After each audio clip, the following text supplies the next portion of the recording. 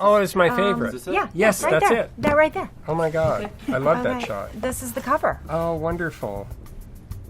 Hi, Stephen. Hi, Amy. It's so nice to see you. It's really great to be here. We're talking about Jen Aniston. Yes. Your star client. So, lightning struck twice because you have worked with Jen Yes. Aniston 2 times Yes. on 2 fabulous houses. Yeah. The first house in LA, it was in AD in 2010. Yes. So how many years did you work on that house with her? About 2 years. 2 years of work, and yeah. she lived in it for... She lived in it for a number of years after and then decided to move. It was about the time that she and Justin got together. Okay. And I think it was just like, let's try to look for something together. Together. Yeah. And then they chose this house as a couple. Yeah. It has a lot of similarities to her old house. Mm-hmm. Well, Hal Levitt and A. Quincy Jones were sort of different types of architects, but I think that the inside, as you say, was something that Jen brought to it, and I think that she loved the first house so much. Yes. She was conflicted about selling it, but wanted to move on in her life. Yes. And she sold it with most of the furniture intact. The person who purchased it wanted everything that she would leave behind. The buyer said, I want your Yes, stuff? he said, I want everything here. And she was very selective about what she really meant something to her and that she wanted to keep. So she was ready to turn the page. New home, new life, place with Justin. You know, it's bigger, in a way than what she had before. Okay. But she kept referring back to the experience of what we had done on the first house. There were elements in that house that she really wanted to reproduce or at least reference. Which kind of elements? She kept her bedside lamps. They were always attributed to James Mont, but we think that they were actually a Laverne piece. Oh, but really? really obscure Laverne pieces. The house has a really cool kind of an Asian feel, Japanese feel, and certainly that vibe was in the old house, too. I think this house is a little more eclectic in terms of the approach to everything. When you bring these two sort of disparate backgrounds together and then you're forming this union, it's a lot of give and take on both sides, I think, in terms of style and how you do live. And I think she learned a lot. Yeah, she said she realized working on this house with him and with you that he had to have his input and should have his input, and that just saying no was not a collaborative way to approach the house. Justin came in with a much more of a New York sort of sensibility. Okay. I mean, it's black. Yep. The outfit's black. A lot black. of black. The bikes are black. Yeah. Do you want a black house? No, but it was interesting to watch the dynamic between the two of them as we sort of embarked on this. She loves that sort of calm, sensibility. Like Zen. Yeah. Zen was one of the first words she used when we were talking about the first house. Should we talk about some of the pictures? Sure.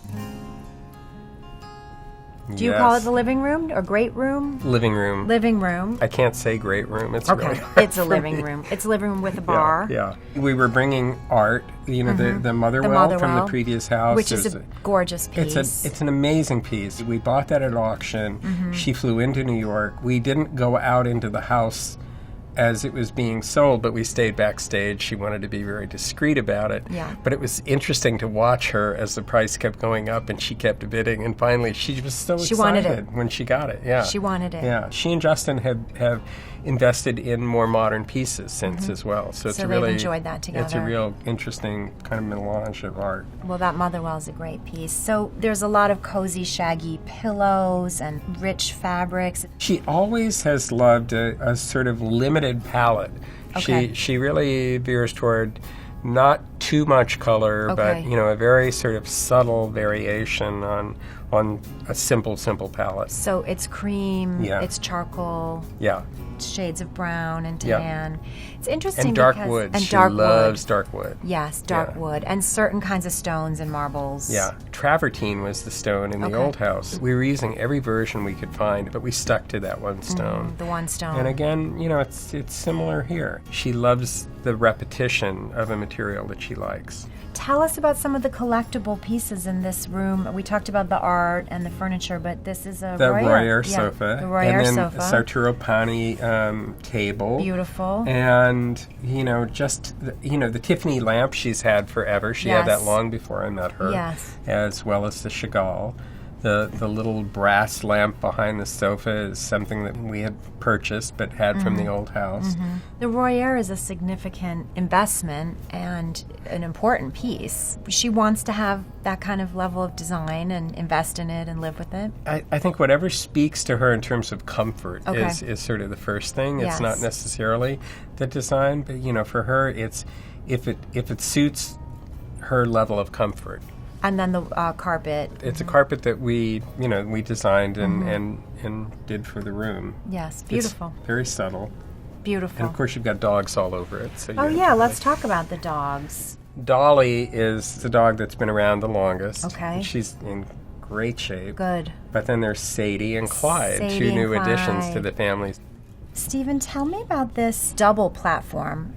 I feel like this was in the old house some version. It was not. It was a version of this. We had a sort of semi-platform bed that was a wood platform. I just love the idea of that kind of raised platform. So there's a subtle little light so that you don't trip when you're getting out of bed at night. Right. It just sort of gave it a sort of place to land in the room. Yes. But it was big. It's big. It was bigger than I thought it should be. Yeah, so you had to find ways to make it cozy, which is what she wants. Yeah, and the coziness factor. Right. And the lamps you had mentioned came also from her old The lamps bedroom. we found for the old house, and, she slept next to those lamps for years, and she kept them when she left.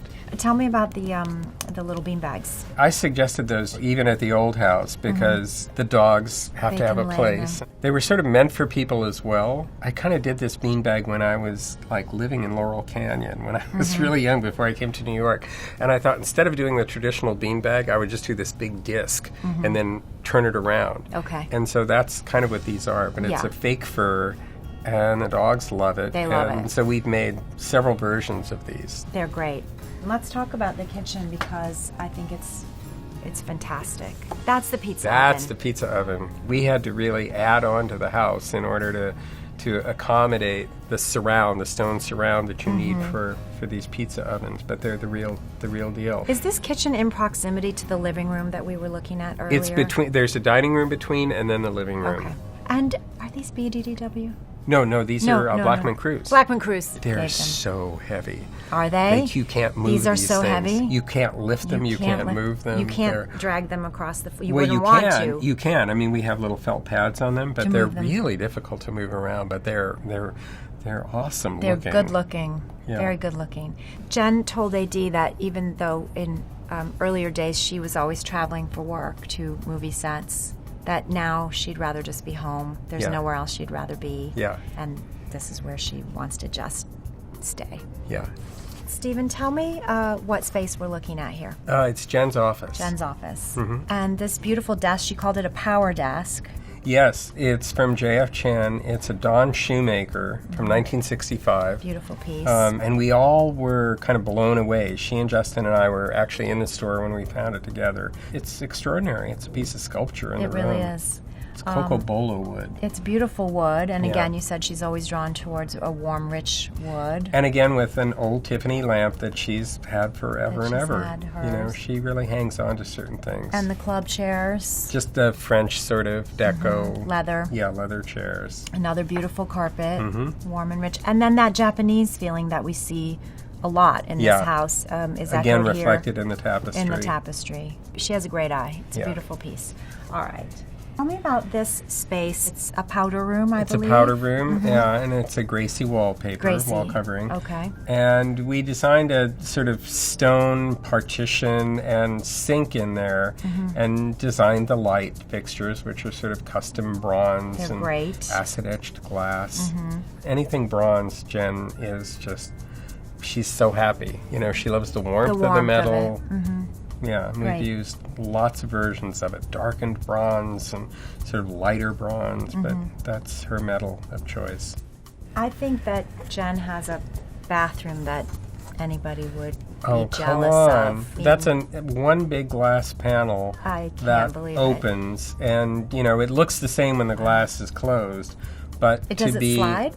Automatically. It's motorized. Wow. This is the front of the house, and so we were able to create these two little fenced openings that gave a private garden off the dining room, and on this side of the house, a private garden, which there's a shower out there. So they can have an outdoor shower, which is like the luxury. And people can still be entering the house there. It's totally private.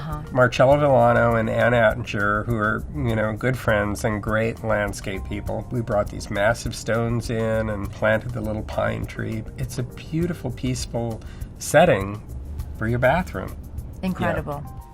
Here we have a view of, I think, the rear of the house, the back of the house. The pool, had been there, but we reoriented the pool so that it was parallel with the house. I think in the old house, the pool was sort of right off the bedroom. Here, you have to make more of an effort to get down to it. It's a beautiful little oasis. It's all black granite, the spa, and just teak around it and lawn around that. And they entertain around their pool. Oh, they entertain down there all the time. Yeah. Do you think this is a forever house for her? I know when I'm in a forever house. I feel like I'm in a forever house right now. Myself. Personally. But I think it's too seductive, to sort of move on. And someone like Jen and Justin, who love the process of doing this kind of work, I think, you're intrigued to do it again. She told AD that if she weren't an actress, she would want to be a designer. Well, yeah, duh. That she has a great eye, and she enjoys the process, as you And say. she's not the first person, Diane Keaton has been... your client. Yeah, yes. Diane has been that way forever, doing houses. And she just gets better and better and better, and continues to do it. Yes. Maybe with, with you at her side. Yeah, but I think maybe more unsettling than most people would countenance, because Diane is just, she loves it so much. Yes. She's right on to the next house. Yeah, she wants to do another one. Yeah. Jen's somewhere in between. She's attached. I fall in love with the places where I live, and I don't think I'll ever move. I always think this is where I'll be carried out. Well, it's a masterful house. Thank you. Congratulations. I can't wait to see the next one, Stephen. Yeah, me too. Fingers crossed.